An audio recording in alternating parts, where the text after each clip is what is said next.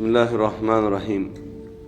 ప్రవక్త సల్లల్లాహు అలైహి వసల్లం గారు ఒకసారి తమ పెనతండ్రి గారైన హజరత్ అబ్బాస్ రజియల్లాహు తాలా అన్హు గారితో ఇలా అన్నారు: ఓ అబ్బాస్, ఓ నా పెనతండ్రి గారు, నేను మీకు ఒక బహుమతినివ్వనా, ఒక కానుకనివ్వనా, ఒక వస్తువు ప్రసాదించిన, మిమ్మల్ని 10 వస్తువులు యజమానిని చేయినా, మీరు ఈ పనిని చేస్తే అల్లాహ్ తాలా మీ పూర్వపు పాపములు, ఈ పని చేస్తే మీ పూర్వపు పాపములు అంటే ముందు జరిగిన పాపములు, తదుపరి పాపములు, తర్వాత జరగబోయే పాపాలు, పాత పాపాలు, కొత్త పాపాలు, పొరపాటున తెలివి చేసిన పాపాలు, తెలిసి చేసినవి పాపాలు, చిన్న పాపాలు, పెద్ద పాపాలు, రహస్యంగా చేసినవి పాపాలు, బహిరంగంగా అందరికి తెలిసేటట్టు చేసిన పాపాలు అన్నిటినీ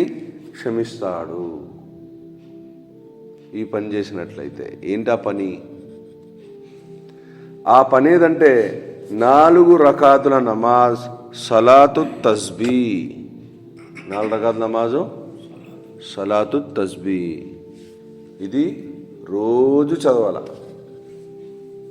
రోజు చదవకపోతే కనీసం వారంలో ఒకసారి చదవాలి. ఇప్పుడు మహాప్రవక్త సల్లల్లాహు అలైహి వసల్లం గారు దాని గురించి చెప్తారు చూడండి.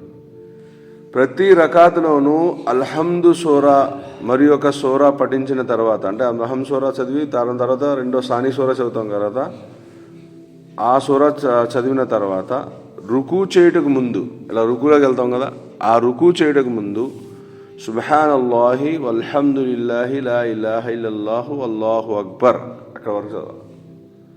15 సార్లు చదవండి. రుకుకి వెళ్ళక ముందు 15 సార్లు చదవాలి. తర్వాత రుకు చేసినప్పుడు రుకులోని 10 సార్లు పఠించండి. రుకు చేస్తాం కదా, తర్వాత రుకు చేసినప్పుడు రుకులో 10 సార్లు, మొత్తం ఎంత అయిందండి? 25 సార్లు అయింది.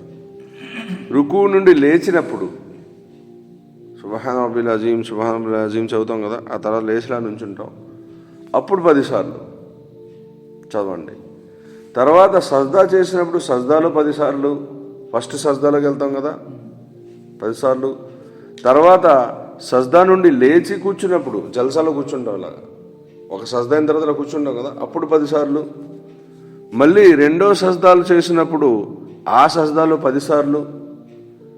రెండో సజ్దాలో నుండి లేచినప్పుడు 2 రకాతుకై నిలబడినప్పుడు కూర్చుని 10 సార్లు పఠించండి. అంటే ఫస్ట్ సజ్దా చేసినప్పుడు 10 సార్లు, మళ్ళీ కూర్చున్నప్పుడు 10 సార్లు, మళ్ళీ సజ్దాలోకి వెళ్ళినప్పుడు 10 సార్లు, మళ్ళీ సజ్దా నుంచి లేచి కూర్చుంటాం కదా 10 సార్లు. ఆ 10 సార్లు చదివి అప్పుడు లేగాలం. వీటి మొత్తం ఎంత అయింది? 75 సార్లు అయింది. రెండవ సజ్దా నుండి లేచినప్పుడు రెండవ రకాతుకై నిలబడటకు ముందు కూర్చుని 10 సార్లు. ఇది కొద్దిగా కన్ఫ్యూజ్ అవుతారు చాలామంది.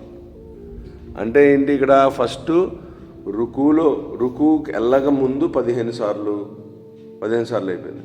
ఆ తర్వాత రుకులో వెళ్ళిన తర్వాత 10 సార్లు, ఏంటి రుకు నుంచి లేచిన తర్వాత 10 సార్లు, సజ్దాలో మొదటి సజ్దాకి వెళ్ళినప్పుడు సజ్దాలో 10 సార్లు, ఆ తర్వాత సజ్దా నుంచి లేచి కూర్చున్న తర్వాత 10 సార్లు, మళ్ళీ సజ్దాలోకి వెళ్ళిన తర్వాత 10 సార్లు, మళ్ళీ సజ్దా నుంచి లేచి కూర్చుని లేస్తాం కదా రెండో రకాది 10 సార్లు, మొత్తం 75 సార్లు అయిపోయింది.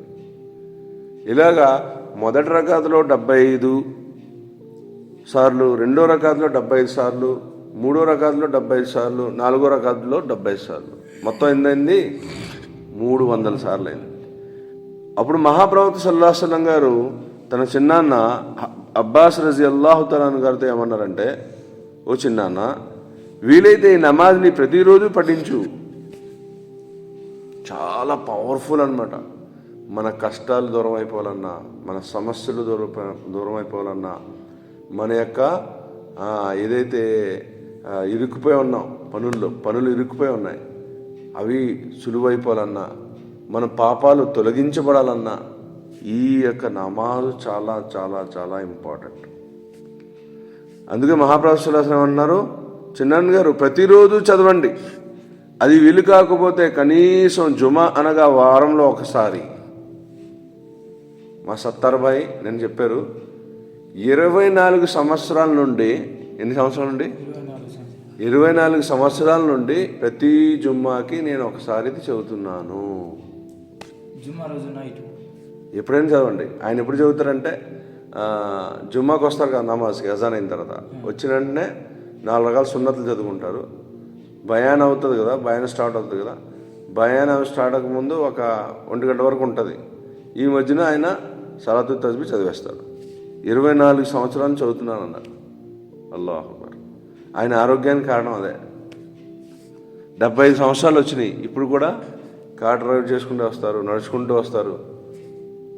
ఏంటి ఆచరణ ద్వారా మనకి అల్లాహ్ సుబ్హానహు వ తఆలా ఆరోగ్యం ప్రసాదిస్తారు. అది కూడా వీలు కాకపోతే నెలకు ఒకసారి చదవండి. అది కూడా వీలు కాకపోతే రోజు ఒకసారి చదవండి అన్నారు మహాప్రభు సల్లల్లాహు అలైహి వసల్లం. కాకపోతే జుమ్మా రోజు వారానికి ఒకసారి చదవమన్నారు. లేకపోతే నెలకు ఒకసారి చదవండి. అది కూడా వీలు కాకపోతే సంవత్సరంలో ఒకసారి చదవండి. అప్పటికీ వీలు కాకపోతే జీవితంలో ఒకసారైనా తప్పకుండా పఠించండి అన్నారు. ఏం భాయ్? జీవితంలో ఒక్కసారైనా చదవండి అన్నారు. ఒక సహాబీ గారు రజియల్లాహు తఆలా గారు ఇలా తెలిపారు, నాతో ప్రవక్త సల్లల్లాహు అలైహి వసల్లం గారు ఇలా అన్నారు, నీవు రేపు ఉదయం రావాలి, నీకు ఒక బహుమతి ఇస్తాను, ఒక వస్తువు ప్రసాదిస్తాను, ఒక కానుకను నీకు ఇస్తాను.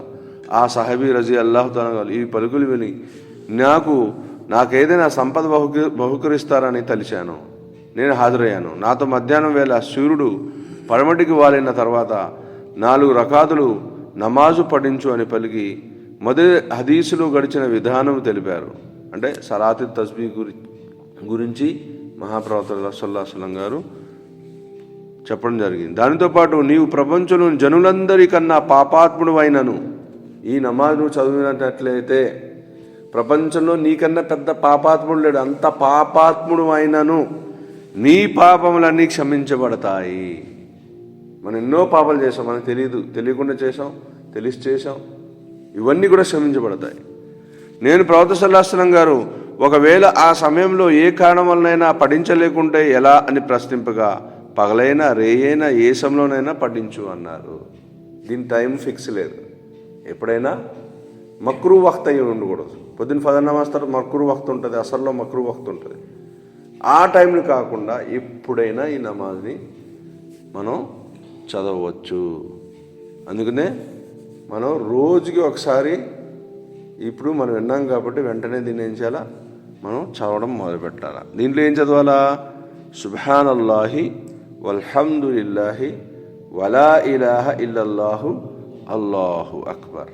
అంతే చదువుదాం ఇన్షాల్లా. అల్లాహ్ సుబ్హానహు వ తఆలా అందరికీ ఆచరించి మహాభాగ్యం ప్రసాదించు.